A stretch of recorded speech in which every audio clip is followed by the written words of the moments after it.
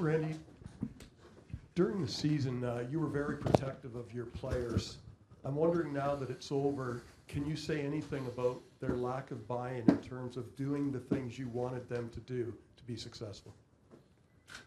I think, again, you know, that the last 30 days of the season was the telltale story for our group from a standpoint that the things that we were doing at the beginning of the season and winning came to fruition in the last 30 days, that we weren't going to be able to win hockey games if we continued to do it, and we continued to play that way. We lacked an ability to get inside and compete, specifically on the defensive side. And then if you look at our offense and special teams, that's where the difference in the games. We didn't win many of the special teams battles in close hockey games.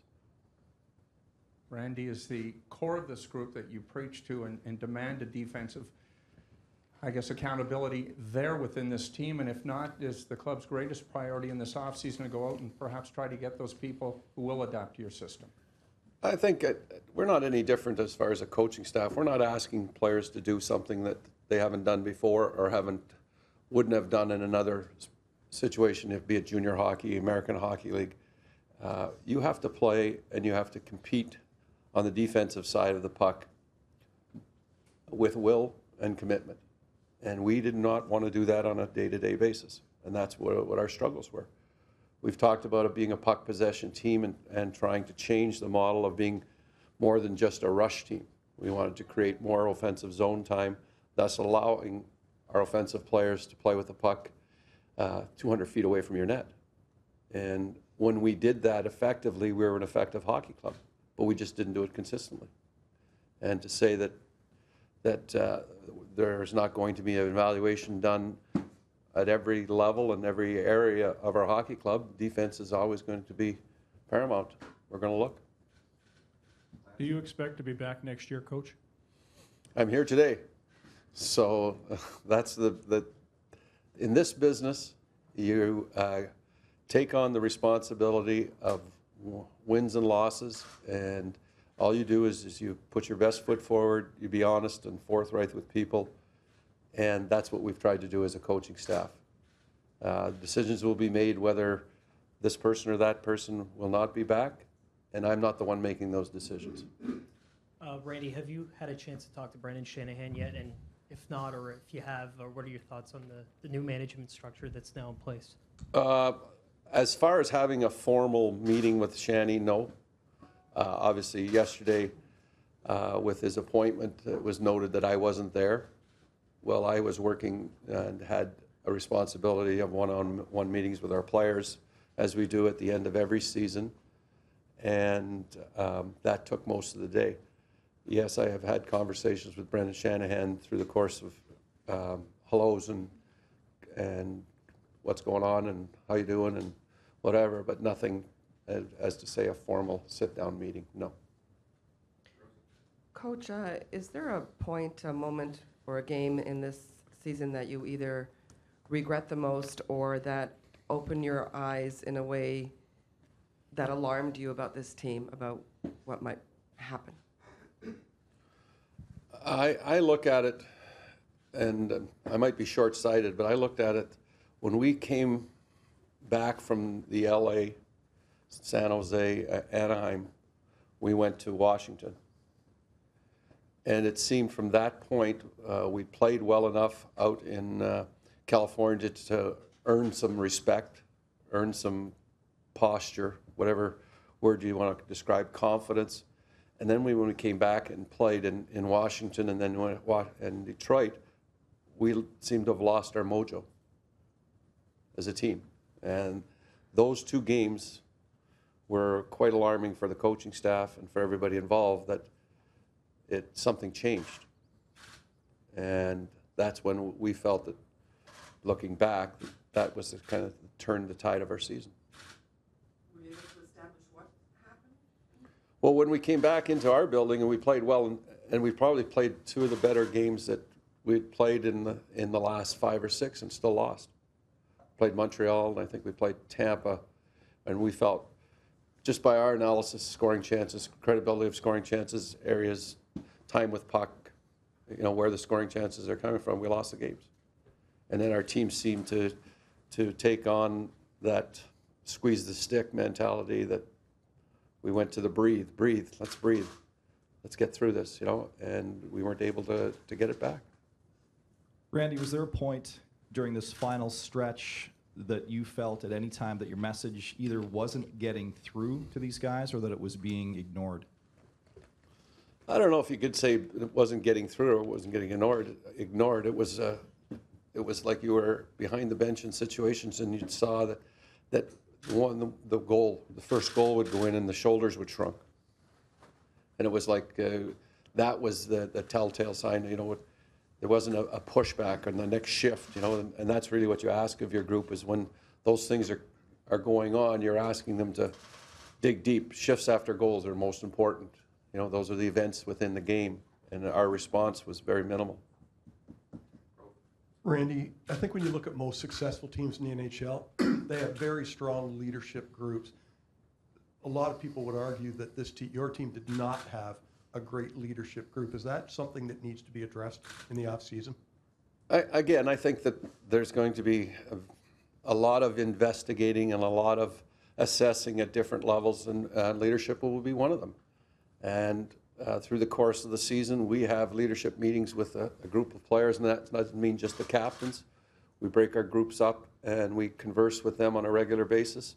We try to do it along a 6 to 8 game schedule.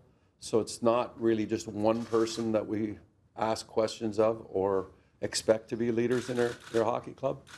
But when you go through situations like this, there's going to be a lot of assessing and a lot of dissecting going and taking place. Coach Carlyle, George Lavagenis from C24 News. Yesterday at the press conference with Mr. Shanahan and Nonis and Mr. Lywicki, the term culture shift, culture change came up a lot. That was one of my takeaways. What is the culture of the Toronto Maple Leafs as we stand here today, in your estimation? Well, the one thing that we felt that we had taken steps to do was to change the culture of our group when we first got here, being last year in the lockout season, that we'd taken steps that we would be a hockey club that would create an identity that would be hard to play against. And we never really created an identity for our hockey club this year. We didn't play to an identity. And that's what was disturbing, because we had been a competitive group in the year previous, and where we felt that this group going forward was ready to take the next step. And a lot of people felt the same way, and it didn't materialize. We seem to be in constant change right from the first exhibition game. We get the suspension to Clarkson. Then we get into the season, then we lose Bolin. Then we lose Bozak. And then, for the stretch that really was trying on us with having Nazem Kadri as our number one center, Peter Holland and Trevor Smith, we felt that if we got ourselves through that to January and the possibility of Bolin coming back, that we'd be setting our sails off and qualifying, getting this hockey club ready to qualify for the playoffs. And we got ourselves to January and we did okay. Then we come out of the Winter Classic and I think we had a couple of flat games, and then we went 11-2 to get up to the break. So there was a lot of good things that were happening with some challenges put to our lineup. And when we went out west, again, that was, you guys were quoting it, there's the death march. Here we go. And you remember those things. Those are flashpoints. But we got through that, and we felt pretty good about ourselves coming and having the success. We won 2 out of 3, one in Anaheim and one in LA, which are tough buildings to win in. And then when we came back to Washington, it seemed like we lost our mojo. Quick follow-up. So was it toughness or skill? Which was the biggest? Well, I think that you got to have both. I think there was an identity that we want to be a hockey club. The Toronto Maple Leafs represent a hockey club that wants to be hard to play against. Now, being hard to play against in toughness has various ways to describe it. And we describe it as, yes, fisticuffs are one thing, but that's not what we represent. It's more about blocking shots, more about taking a check to make a play, more about being involved physically, be a hard team to play against, and play an up-tempo, strong forechecking game. And we've done that at times, but our overall application of that, we would say we've been inconsistent. Coach Kyle Hawking from AM 640. A lot was mentioned yesterday during Brendan's introduction, and you've mentioned it here as well about identity. How do you address an identity problem with a team that lacks one? Well, what you try to do is we spend a lot of time and effort on trying to create, sell, visualize what it needs to be a Toronto Maple Leaf. And that's a template that we ask our players to understand. This is our expectations. And for this year, we're not able to create that, as I stated earlier. And those are the things that you're going to scratch your head and bang your head against, well, why didn't it happen? Why didn't it happen? And that's what we're all asking ourselves, why didn't it happen? Because we had it in the previous shortened season, the lockout season. We were a hard team to play against. You know, a lot of people talk about the series against Boston. We remember it as, you know, we were down 3-1 to a Stanley Cup finalist and come back and made it a 7-game series. And sure, we weren't happy with what happened in Game 7 in the third period. But it took a lot for that group to reach back and be competitive against a strong hockey club, and we did those things. So it wasn't all doom and gloom, but we weren't able to put that same type of hockey club and apply it right from the beginning of this year. And a quick follow-up, is that a change that needs to come from the coaching staff or to the roster? Well, that's what the evaluation will bear out. There will be people that will make those decisions on if this coaching staff has done a capable job and if the players and the personnel that we have here are worthy of applying themselves in that direction. That's what we're here. Randy, you won a Stanley Cup. You've only missed the playoffs twice in your coaching career, but has this year caused you to question some of your tactics or? It always does. It always does. If you think that you have all the answers, you're in the wrong business. There's things that you know that you'd like to do differently as a staff, as a person, as an individual. There's certain ways you deal with certain things. There's points that you felt you should have been a lot stronger on, or you should have been softer on. There's all those things. You're going to question yourself all the time. Randy, you've had this group for roughly 150 games, I think. Does it deserve to stay together? Is there more in this group that deserves a chance to prove it? Well, again, I think there's some youth in this group that we're bringing along, and those things are always part of the equation. We have 2 defensemen in Gardner and Morgan Riley. Now, are we going to say they don't belong? You know, Nazem Kadri's a 23-year-old center iceman that's got 50 points. Now, if you go through the stats in the league, see how many other 23-year-olds score 50 points in the league. But there are areas of Nazi's game that we've talked about. There are areas of Jake's game. So that's really hard for me to say that yes or no, one way or the other. There are parts of the group that you think are prepared to take the next step and become everyday solid NHL players. And what we're trying to focus on is the ones that we think that can have long careers and represent this hockey club the way we believe it should be represented.